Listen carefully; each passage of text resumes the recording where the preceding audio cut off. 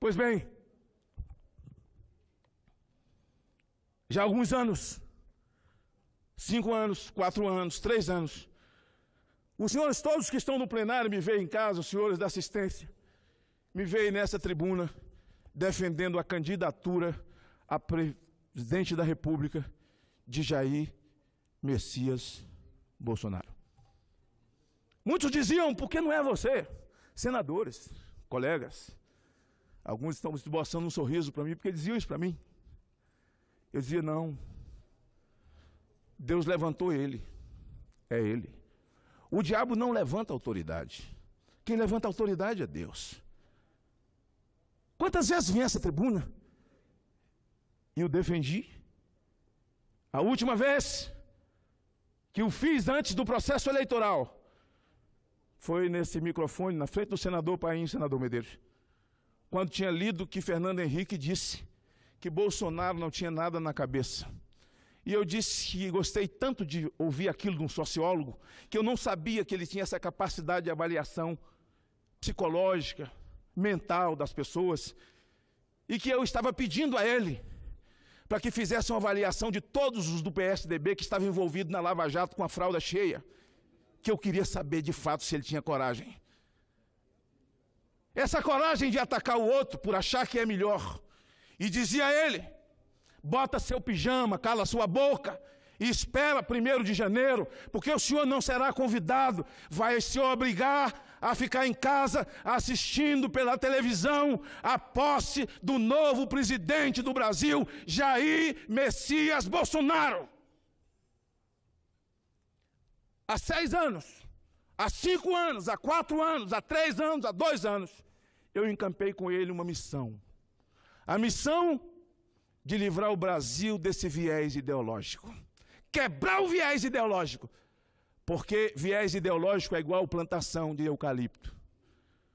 O eucalipto, a raiz desce a 7 metros ou mais e bebe no último lençol freático. E seca tudo em volta. Ideologia é assim. Não tem partido, não tem PMDB, não tem PSDB, não tem partido novo que surgiu agora com uma ideia nova. Ninguém vence uma ideologia. Ninguém vence. Porque eles têm CUT, eles têm Movimento Sem Terra, eles têm isso. Enquanto os outros se dividem, eles se juntam na sua ideologia. E nós sabemos qual é a ideologia. Eu não vou perder tempo para falar do conjunto da obra, do assalto, do sangramento do dinheiro público, da riqueza dos filhos, da riqueza deles próprios, da indignidade e da ignomínia que eles impuseram a essa nação. Mas beberam, sugaram. E falávamos 4 coisas na rua, senador Raup. O Brasil precisa de um homem patriota, que tenha Deus no coração. Um país, um homem que esteja disposto a enfrentar a violência no país, que esteja disposto a proteger a escola, proteger as crianças e que, acima de tudo, ame Israel. Nada mais que isso. E começamos a ver, há 2 anos atrás, um Brasil se movimentando em torno de si, uma nação que virou, nunca tinha visto. O Brasil se tornou militante de si mesmo. O Brasil virou militância. O pai de família militou por ele, militou pelos filhos. Uma militância contra uma militância. Era a militância da família, da vida, do bem, dos valores. Contra a militância da erotização de criança, do desrespeito à criança, do desrespeito à escola, escola com partido, ideologia de gênero. As pessoas passaram a chorar nas ruas, se emocionar com o hino nacional, e milhares, milhares, milhares e milhares foram à rua. O país verde e amarelo se tornou militante de si mesmo. Digo ao senhor, seu presidente, que eu faria tudo de novo. Faria tudo de novo. Cruzei esse país. A pergunta que fica, quem quer matar Bolsonaro? Quem queria ou ainda quer? A perícia técnica que foi pedida na Câmara, ela não veio. Mas cabe ao superintendente da Polícia Federal dizer realmente na perícia técnica se o assassino, se o algoz que tentou matar Jair Bolsonaro esteve ou não na Câmara naquele dia. Fica a pergunta. Senador Cidinho, quem tentou matar Bolsonaro? Senador Medeiros, quem tentou? Por quê? E eu me pergunto, continuo confiando em Bolsonaro. Faria tudo de novo. Vejo Bolsonaro como um homem de caráter, um homem de bem. Um sujeito sensível às coisas espirituais. Tem quem zomba, azar o seu. Todos nós passaremos, somos mortais, a vida é fugaz e rápida. A Bíblia diz que depois da morte segue-se o juízo. Pode zombar o que quiser, quem sabe depois você não tenha mais tempo de se arrepender. Mas a nação é bendita quando Deus é Senhor dela. E quando eu vi o novo presidente do Brasil, após o processo eleitoral, encerrou, fecharam as urnas, ele venceu. Ele diz, e conhecereis a verdade vos libertará. Nós começamos orando, e depois daquele momento oramos para o mundo inteiro, senador Paim. Vossa Excelência que tem filha pastora, que tem filho pastor, está tudo dentro da sua casa, você está ferrado.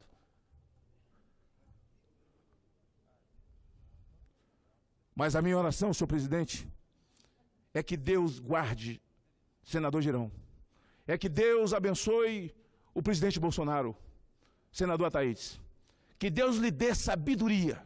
Me lembro muito bem, na hora da oração, senadora Amélia, ela disse, eu vou passar a palavra ao meu amigo Magno Malta, que vai orar, para pedir que Deus me dê sabedoria para governar esse país. Foi o que Salomão pediu a Deus.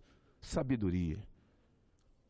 Se nada ocorrer no mandato de Bolsonaro, uma coisa maravilhosa já ocorreu. O viés ideológico está quebrado.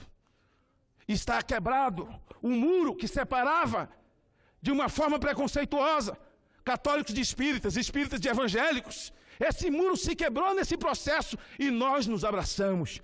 Podemos divergir doutrinariamente, mas nos abraçamos em defesa do Brasil e em defesa da pátria. Esses esquerdopatas jamais voltarão ao poder.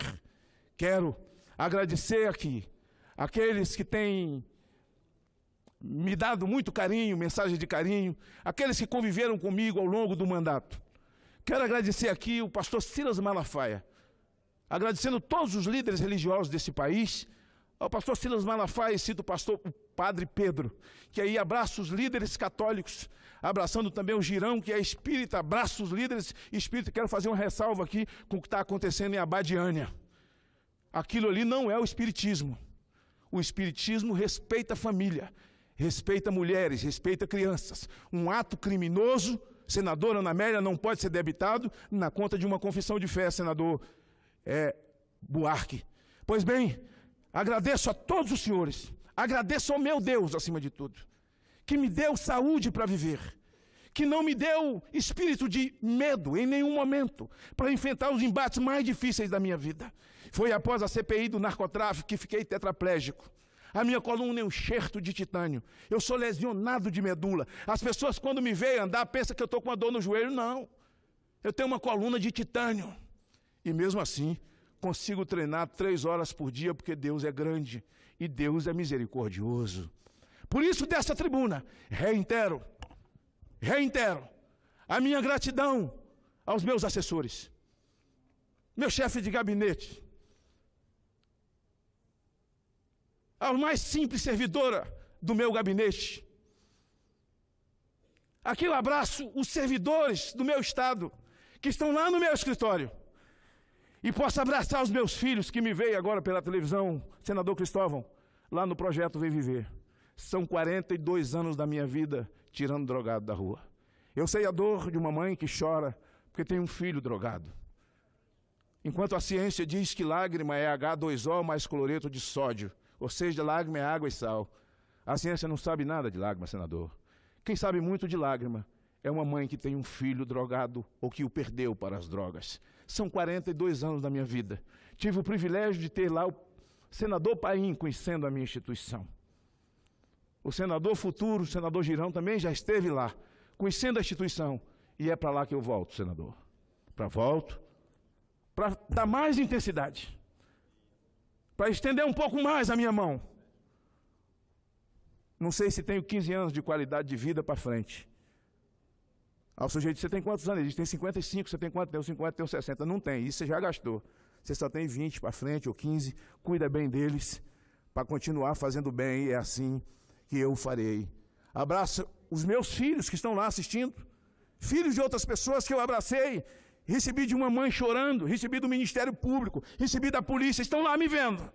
Eu os abraço, desejando que eles saiam do fosso onde caíram por causa das drogas. Abraço os líderes que lá estão, no dia a dia, sentindo e fazendo o papel de pai e mãe. Fica o meu gabinete de Brasília, o meu gabinete lá no meu estado. Fica os meus amigos por onde passei. O carinho de uma nação, tão somente por dizer que o Brasil é dos brasileiros. Que o Brasil pertence àqueles que têm um sentimento nativista e que chora a primeira nota da introdução do hino nacional. Eu só falei isso para o Brasil, eu só cruzei isso na facada de Jair Bolsonaro. Eu voltei ao meu estado 2 vezes, nenhuma vez no segundo turno.